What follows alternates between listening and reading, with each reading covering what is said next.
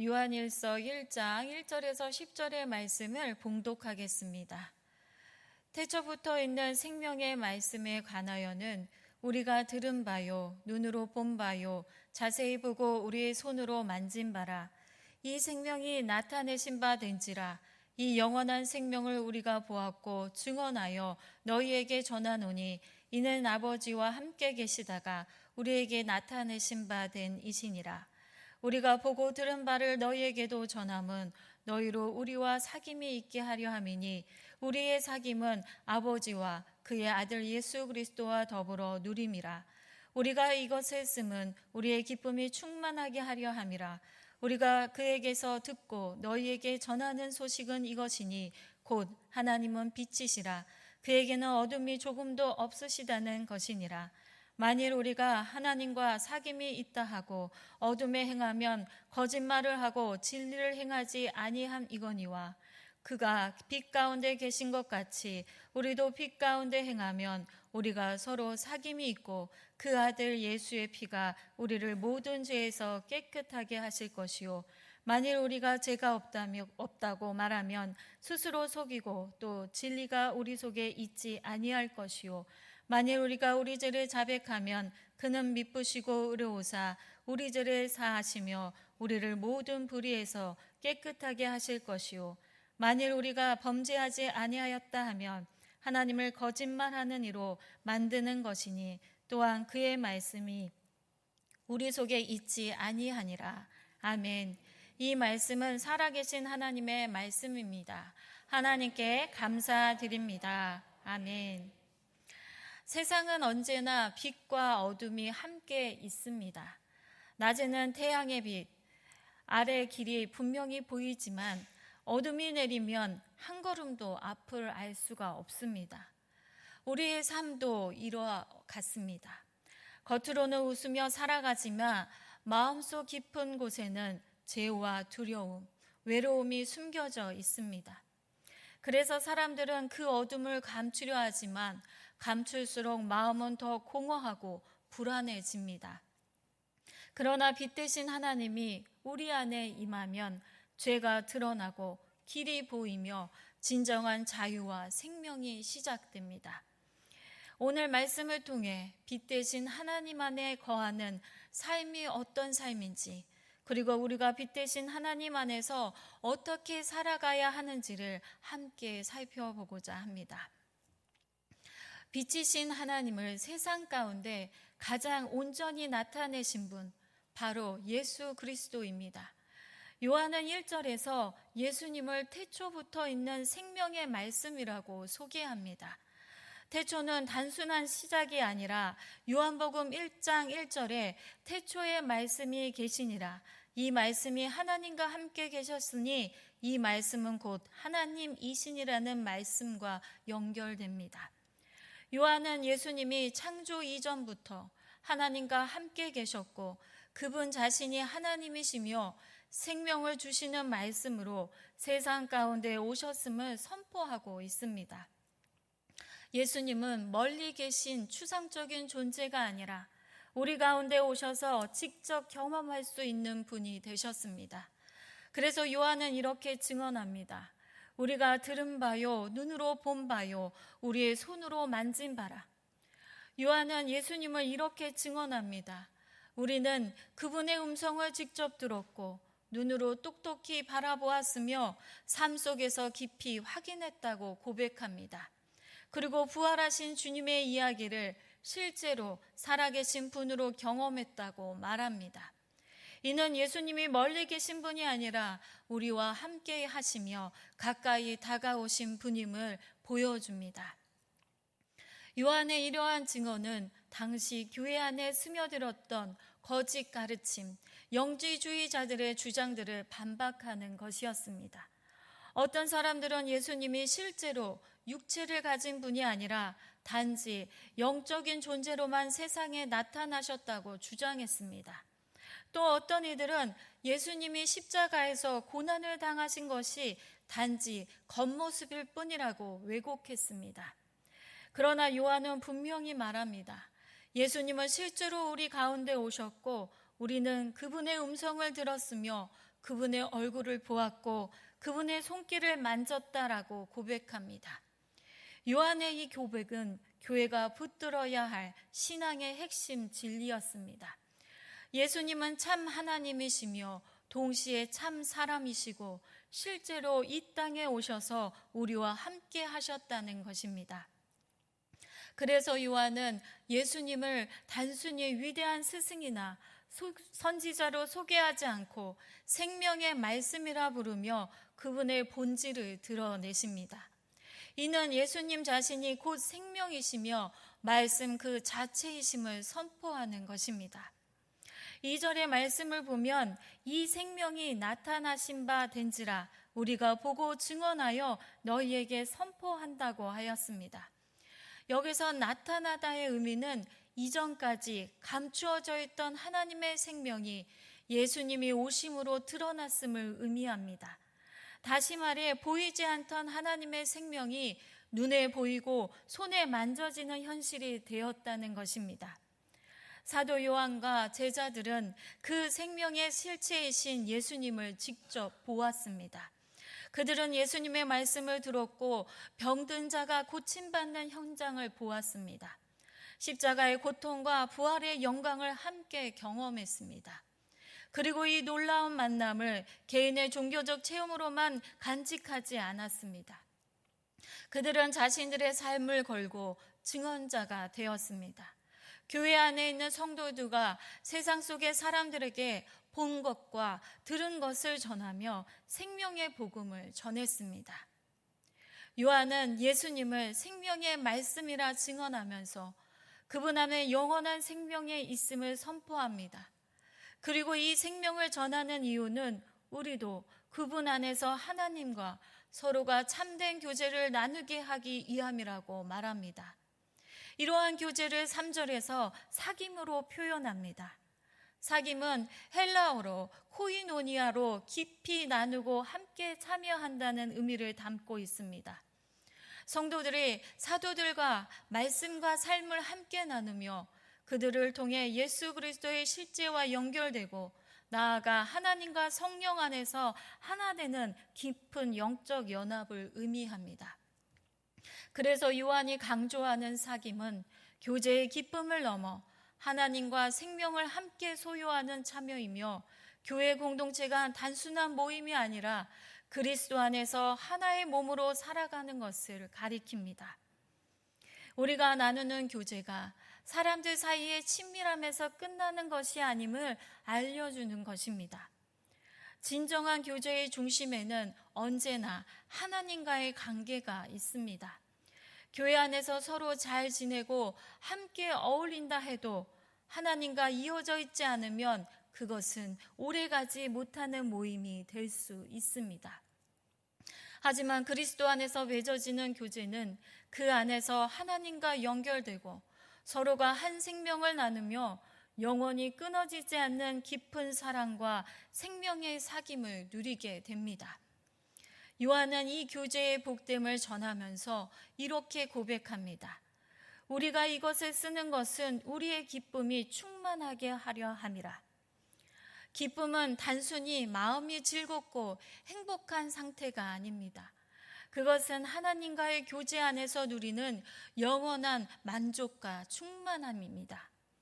요한은 자신과 사도들이 예수님 안에서 누린 그 기쁨이 성도들에게도 흘러가기를 원했습니다. 예수님이 이런 분이시다라는 지식을 넘어 그 지식이 실제 삶 속에서 체험되어 그 결과 하나님의 사귐 가운데서 오는 기쁨을 모든 성도들이 함께 누리기를 바랬던 것입니다. 4절의 말씀을 보면 우리의 기쁨이 충만하다라고 표현합니다. 신앙의 기쁨은 결코 개인의 소유가 아니라 공동체 속에서 함께 나누고 깊어지는 선물입니다. 요한은 자신이 예수님과의 교제 속에서 누린 기쁨을 홀로 간직하려 하지 않았습니다. 그가 편지를 쓰는 이유도 성도들 모두가 그 기쁨에 동참하여 우리의 기쁨으로 확장되기를 원했기 때문입니다. 교회는 바로 이 기쁨을 함께 나누는 자리입니다. 누군가가 슬픔 중에 있으면 함께 울고 누군가가 은혜와 기쁨을 누리면 함께 웃는 것이 교회의 모습입니다. 그래서 충만한 기쁨은 개인적인 만족이나 성취감이 아니라 하나님과의 사귐 속에서 성도들이 서로 연결될 때 흘러넘치는 공동체의 기쁨입니다. 이렇게 요한은 하나님과의 사귐 속에서 누리는 기쁨을 나눈 후 그 기쁨이 어디에서 오는지를 알려줍니다. 5절의 말씀을 보면 그 기쁨의 근원은 다름 아닌 하나님 자신이며 그분은 빛이시라 어둠이 조금도 없으시다라고 선포합니다. 하나님은 빛을 밝게 비추시는 분이 아니라 그분 자체가 빛이십니다. 본절에서 말하는 빛의 의미는 하나님의 본질을 드러내는 표현입니다. 성경에서 빛은 거룩함, 진리, 생명, 그리고 선하심을 상징합니다. 빛은 모든 것을 밝히 드러내고 감출 수 없게 하듯이 하나님은 거짓이나 불의가 조금도 없는 분이심을 말합니다. 또한 빛은 생명을 유지하게 하는 원천이 되듯이 하나님 안에서만 영원한 생명이 있음을 말합니다. 반대로 어둠은 죄와 거짓, 죽음과 단절을 의미합니다. 성경에서 어두움은 죄와 불순종, 위선, 하나님 없는 삶을 의미합니다.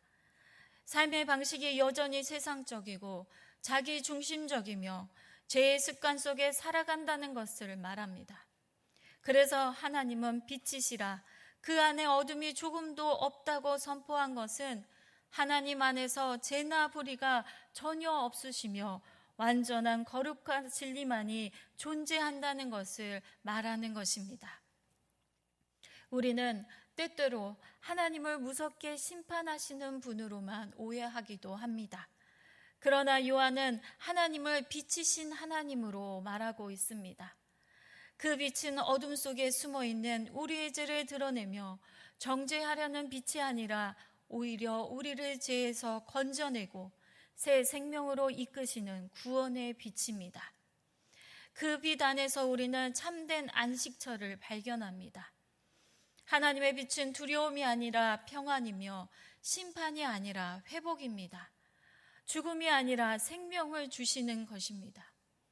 그러므로 우리의 빛 가운데 거할 때 우리의 영혼은 날마다 새로워지고 그분 안에서 진정한 자유와 기쁨을 누리게 됩니다.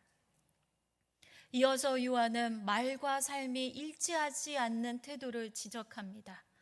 하나님과 사귐이 있다고 말로는 신앙을 고백하면서도 여전히 죄 가운데 사는 모습을 보여준다면 진리를 행하지 않는 것이라고 말합니다. 이러한 모습은 삶으로 진리를 거부하고 외면하는 태도입니다. 빛 대신 하나님과 연결되지 못한 채 자기 의지와 세상의 방식으로 살아가는 삶의 모습입니다. 신앙이란 고백에서 그치는 것이 아니라 빛이신 하나님을 따라 사는 삶으로 드러나야 한다고 말합니다. 하나님께서는 우리가 단순히 믿는다고 말하는 것보다 그 말씀에 순종하며 빛 가운데 행하기를 원하십니다. 우리가 어둠 가운데 행한다면 그것은 곧 죄와 위선 속에 사는 것입니다. 말은 믿음을 고백하면서도 삶을 따르지 않는 불일치한 상태에 있는 것입니다.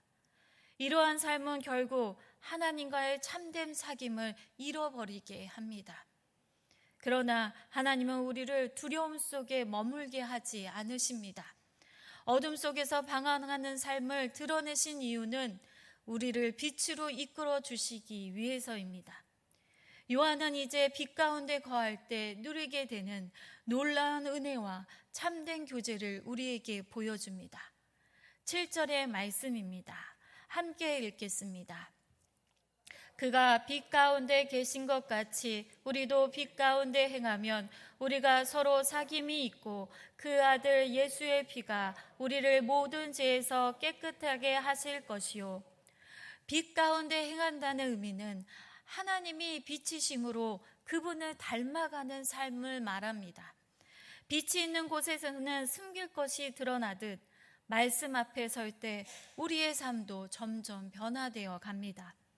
또한 빛 가운데 행할 때는 서로 관계 속에서도 진실한 교제가 이루어집니다. 어두움은 사람 사이에 벽을 세우고 관계를 단절시키지만 빛은 그 벽을 해물고 마음을 이어줍니다. 그래서 교회가 가벼운 모임을 넘어 영적 가족이 될 수 있는 것입니다. 그리고 무엇보다 놀라운 약속은 우리가 빛 가운데 걸어갈 때 예수의 피가 우리를 모든 죄에서 깨끗하게 하신다는 사실입니다. 우리의 죄가 드러날 때 두려울 수 있습니다. 그러나 정죄하려는 것이 아니라 우리를 새롭게 하시려는 하나님의 은혜입니다. 우리는 여전히 연약하여 자주 넘어지고 죄를 짓지만 그 순간에도 죄를 숨기지 않고 빛 가운데 나아가 고백할 때 십자가의 보혈이 우리를 덮으시고 씻으십니다. 빛 가운데 산다는 것은 결코 두려운 자리가 아닙니다. 오히려 그것은 하나님의 은혜와 용서, 회복과 생명이 흘러 넘치는 자리입니다.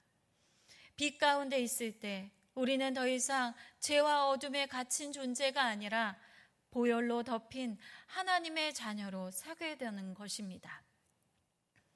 요한은 빛 가운데 사는 삶의 또 다른 태도로 죄를 인정하는 정직한 마음을 강조합니다. 빛 가운데 걷는다는 것은 죄와 타협하지 않는 것만이 아니라 우리 안에 여전히 남아있는 죄를 회피하지 않고 직면하는 것입니다.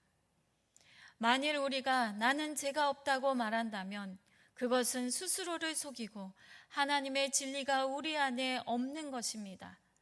죄를 인정하지 않는 사람은 결국 진리의 말씀이 아닌 자기 의로만 가득 차게 됩니다. 그러나 우리가 죄를 자백하면 9절의 말씀과 같이 신실하시고 의로우신 하나님께서 우리의 죄를 용서하시고 모든 불의에서 깨끗하게 하십니다. 요한은 죄를 인정하고 자백하는 자들에게 주어지는 놀라운 약속을 전합니다. 우리가 죄를 인정하고 자백하면 하나님께서 놀라운 은혜를 주신다고 말합니다. 하나님은 변함없으시고 언제나 신실하신 분이기에 약속하신 것을 반드시 이루십니다. 하나님은 의로우신 분이시기에 예수님의 십자가에서 이미 모든 값을 다 치르셨습니다. 그래서 우리가 죄를 고백할 때 하나님은 우리의 지난 모든 죄를 용서해 주실 뿐 아니라 지금 이 순간에도 앞으로의 삶에서도 우리를 붙드시며 새로운 힘을 주십니다. 죄에 넘어지지 않고 빛 가운데 걸어가도록 깨끗하게 하시는 은혜를 베푸시는 것입니다. 사랑하는 성도 여러분, 세상은 여전히 어둠 속에 있지만 우리는 빛이신 하나님 안에서 진리의 삶을 살아야 합니다. 그 빛은 우리의 마음만 밝히는 것이 아니라 우리의 삶을 새롭게 바꾸어 다른 사람에게도 하나님의 영광을 드러내게 합니다. 그래서 가정과 일터와 교회를 통해 그 빛이 흘러 세상을 밝히는 것입니다. 우리의 삶이 언제나 빛이신 하나님 앞에 드러나기를 소망합니다. 그 빛이 우리의 마음을 환하게 하고 가정을 따뜻하게 감싸주며 교회를 통해 세상 가운데 퍼져나가기를 소망합니다. 그 은혜의 빛이 우리의 발걸음을 인도하여 날마다 주님과 동행하는 삶이 되기를 주님의 이름으로 축복합니다. 기도하겠습니다. 사랑의 하나님, 오늘 말씀을 통해 주님이 빛이심을 다시 고백합니다. 우리 안에 있는 어둠을 숨기지 않게 하시고 예수 그리스도의 보혈로 날마다 깨끗함을 얻게 하옵소서. 서로를 정죄하는 공동체가 아니라 빛 가운데 서로를 품고 세워가는 교회가 되게 하시며 우리의 가정과 삶이 주님의 빛으로 충만하게 비추게 하옵소서. 어두운 세상 속에서도 늘 주님과 동행하며 진리의 말씀 가운데 살게 하시고 우리의 삶을 통해 하나님의 영광이 드러나게 하옵소서. 예수 그리스도 이름으로 기도합니다. 아멘.